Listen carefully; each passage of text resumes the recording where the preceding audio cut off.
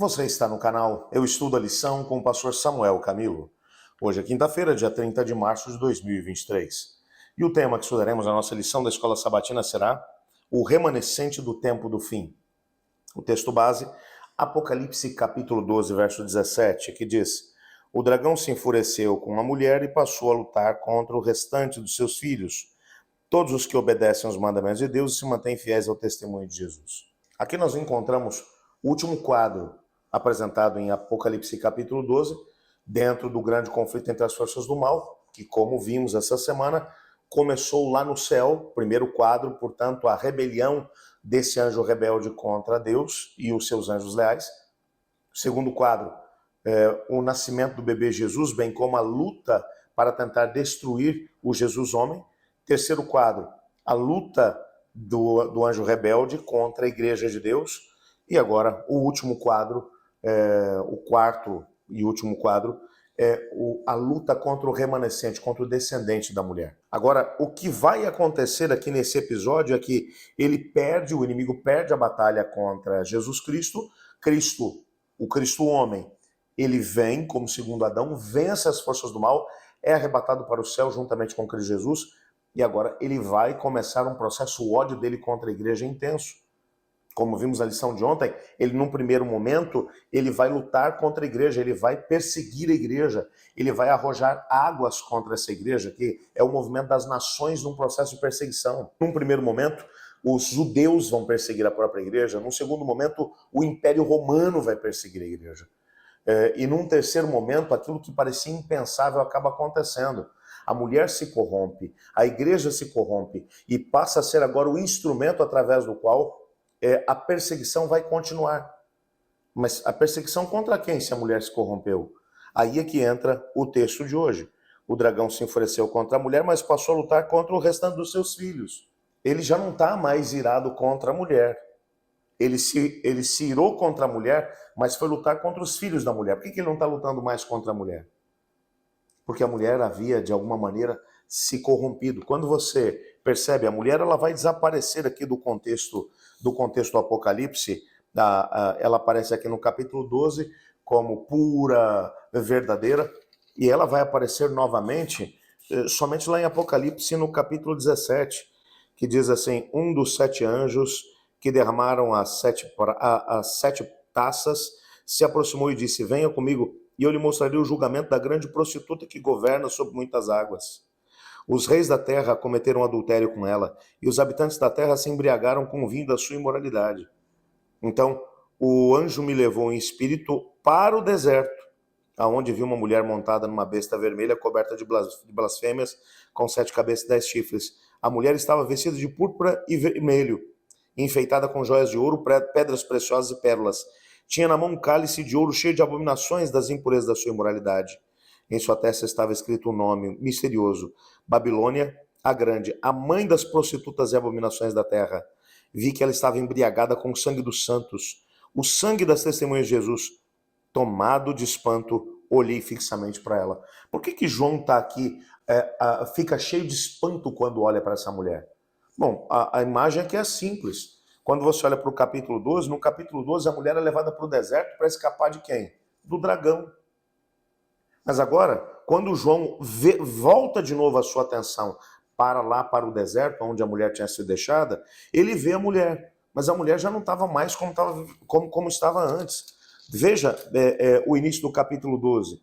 Então foi visto um sinal no céu, um grande sinal.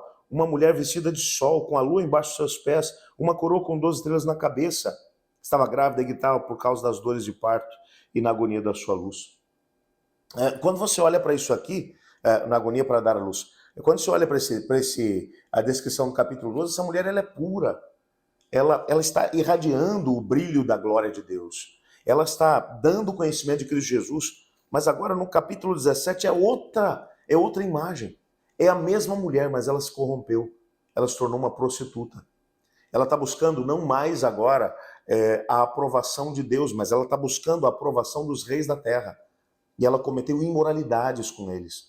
E mais do que isso, ela está embriagada com o sangue dos santos. Não tem nada que seja mais claro dentro da descrição feita pelo pelo apóstolo João do que aquilo que aconteceu no período medieval, quando a igreja se corrompeu. A igreja, por causa do poder temporal que havia abraçado, começou a perseguir os próprios filhos, aqueles que se mantinham fiéis ao princípio da palavra de Deus. Para que as pessoas não tivessem conhecimento, a Bíblia não podia ser traduzida para a língua comum das pessoas. A Bíblia só estava disponível ou nas línguas originais, em grego e hebraico, ou então em latim. A maior parte das pessoas nem sequer sabia ler e escrever, muito menos ler em grego, hebraico ou latim. Então as pessoas, para poder ter algum conhecimento da palavra, dependiam dos próprios líderes da igreja, que a ensinavam da maneira como eles queriam, aquilo que lhes era conveniente. Você percebe que a própria mulher, e aí, como mencionamos ontem, a própria Inquisição que é estabelecida para tentar perseguir os próprios filhos dela. É a mulher que se torna agora o instrumento através do qual esse processo de perseguição que o dragão está fazendo contra os servos de Deus possa estar acontecendo. Ele está irado contra quem? Contra os filhos da mulher, todos os que obedecem os mandamentos de Deus, se mantêm fiéis ao testemunho de Jesus. É contra esses que ele está com raiva. Contra esses que ele destilou o seu ódio. O inimigo continua irado. Não mais contra a mulher, mas contra o descendente dela. A grande questão é, hoje, nós temos nos mantido fiéis a Deus? Esse tem sido o propósito da nossa vida? Eu espero que Deus nos dê a força necessária para nos mantermos fiéis hoje, para que no tempo em que Apocalipse 13 se cumpra e um processo de perseguição mais intensa acabe acontecendo com o remanescente de Deus, nós permaneçamos fiéis.